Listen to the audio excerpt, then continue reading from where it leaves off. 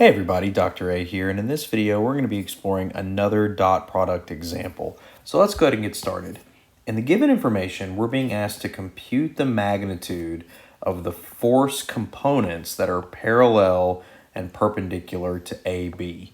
So in the given figure here, we see that we have a positive x-axis here, a positive y-axis, and then a positive z-axis.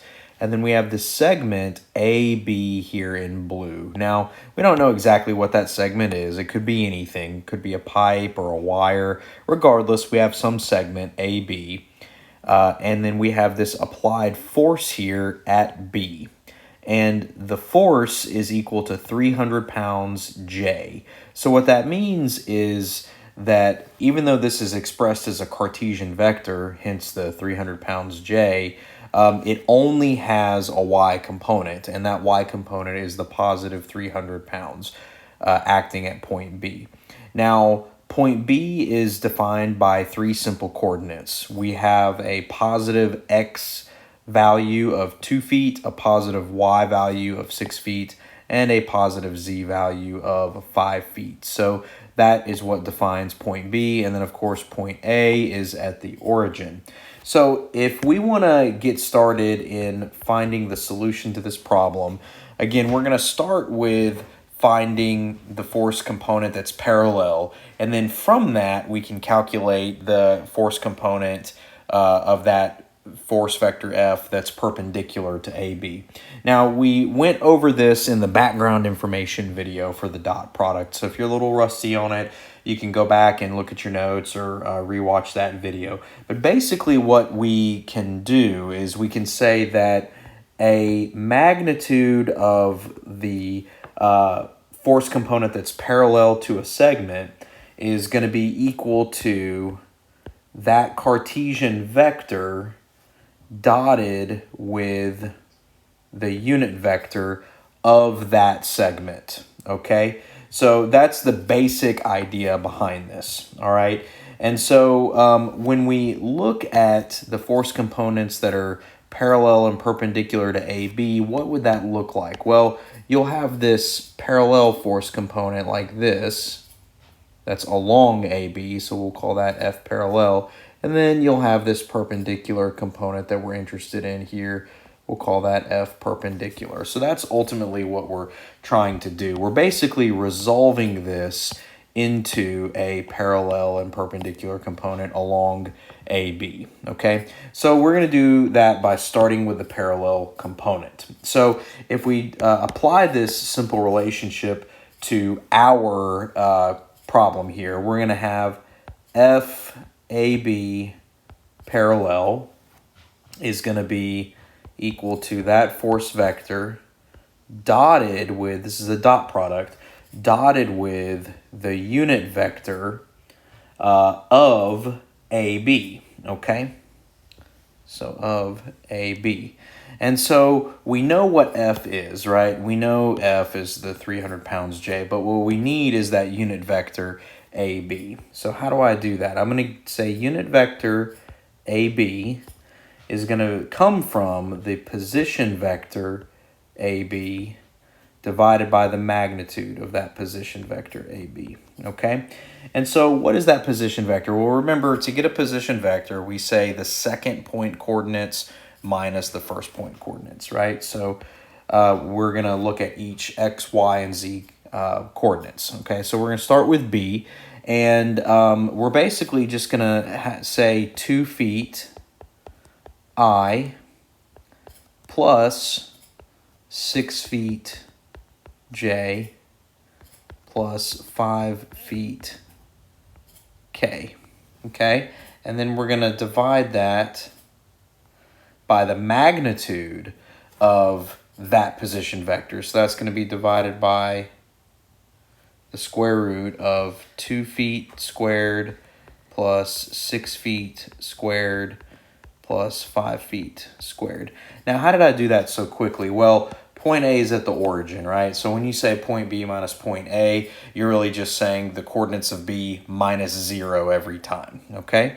And so when I crank this through, which I'm going to do in my calculator in just a minute, we'll say the unit vector AB is equal to what? Well, let's get that magnitude, right? So we're going to say 2 squared is 4 plus 36 plus 25, and then we're going to square root that. And then we're going to divide each component by that magnitude. So if I, just get right down to it, I'll get 0.248 I plus 0.744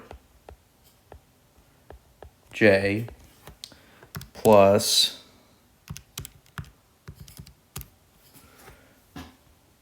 0.62 K. And you might want to take this out to, a couple more sig figs. 3, 4 sig figs will be fine. That's really like 0.620. So you can put a, 0 there to help us, be consistent with how we display things. So that's our unit vector, okay? So what do we do now? Well, we just dot that with the 300J. So I'll be able to get FAB parallel is going to be equal to 300 pounds J dotted with that unit vector 0.248 I plus 0.744 J plus 0.620 K. Okay. Now, because F has a 0x and z component, then really what this comes out to be is FAB parallel equals 300 pounds just times 0.744. Okay. So again, you really would have 0 times 0.248 and then 0 times 0.62 because the x and z components of the force are 0. So 300 times 0.744, and we get 223 pounds here for that parallel component. Okay, now that's part of our answer, right? We were asked for the magnitude of the parallel component, so that's part of our answer. But we also need the perpendicular component. Okay, so there's a few ways of getting that. We can, get it directly from a scalar Pythagorean calculation, or we can get everything in vector form and go the Cartesian vector route. But the best way or the fastest way to get this FAB perpendicular would just be use the Pythagorean theorem directly, and we would say square root of 300 pounds squared minus the 223 pounds squared, and square root that. Okay, so if we go this route, we'll go 300 pounds squared minus 223 squared square root, and we'll get about 201 pounds, and that's our other answer. And so we can be done here, okay? Now, again, another way of handling this is going the Cartesian vector route, which I'm going to kind of show that here in red, all right? If we wanted to go about this using Cartesian vectors, or let's say that, the problem asks you to also determine the Cartesian vectors for the parallel and perpendicular forces, how would we go about that? Well, we would say FAB parallel, and now I'm looking at vector notation, is just going to be FAB parallel times the unit vector of AB, okay? So I'm going to take this magnitude, 223, and I'm going to multiply it through this unit vector, okay? And so that'll get me FAB parallel as a Cartesian vector. So again, we would say 223 pounds multiplied by 0.248 I plus 0.744 J plus 0.620k, and we'll get FAB parallel as a Cartesian vector as the following. Let's punch this in our calculators. 223 times 0.248, 55.3 I. 223 times 0.744, 166 J, and then 223 times 0.62 plus 138 K. All right, and then what we can do is we can say that the Cartesian vector of the perpendicular component is F minus FAB parallel. Again, all Cartesian notation. So in this case, this would be, oh, by the way, this carries units of pounds. Okay, so now what we would say is 300 J minus collectively 55.3 I plus 166 J plus 138 K. Again, all this collectively is units of pounds.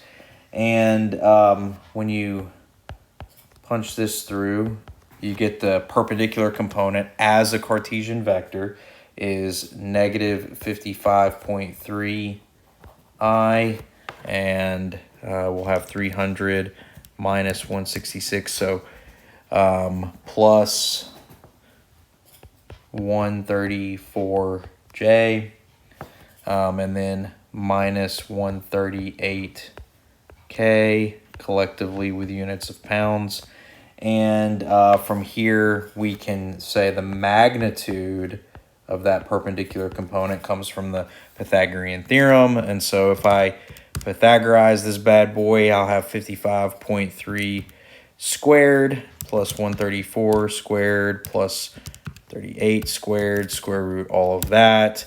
And what do I end up with? I end up with right about 201 pounds, which is the same thing I got up here when I took the scalar approach. Okay, and again, the magnitude of FAB parallel, I got that earlier, is 223 pounds. So two kind of ways you can finally come to the conclusion of getting this perpendicular component. One is the scalar way from the very beginning, and the other is kind of using Cartesian vectors along the way. It's good to know how to do both, because again, if you come across a situation or a problem that asks you to present this information as a Cartesian vector, you need to be comfortable with doing it. So that concludes this example. If you found this helpful, please hit like and subscribe, and be on the lookout for other content like this. Thanks for watching.